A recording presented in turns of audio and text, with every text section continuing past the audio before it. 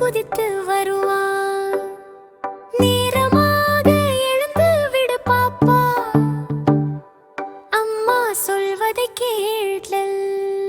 காலை எழுந்து படிக்கணும், பள்ளிக்கு போகணும், இடிக்கணும், சுத்தமாக பேரு சாப்பாடு நல்லா சாப்பிடணும். அப்படி இல்லை என்றால் பூச்சாண்டி வந்து பயமுறுத்துவானா? பள்ளிக்கு போகாமல் இருந்தா அவன் உன்னை கூட்டிக் கொண்டு போவான். மொபைல் அதிகமாக பார்த்தா அவன் வந்து நிறுத்துவான்.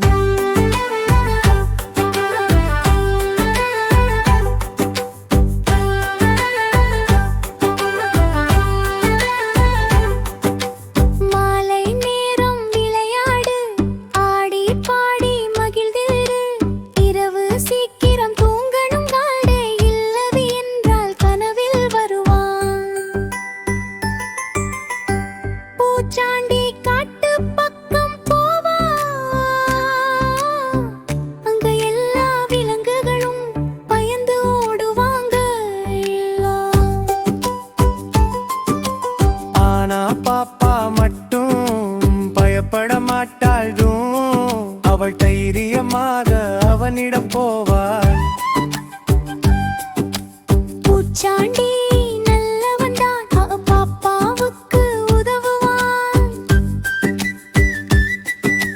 பொம்மை கொடுத்து சந்தோஷப்படுத்துவான். சிங்கம் மேல ஏற்றி சுற்றி காட்டுவான்.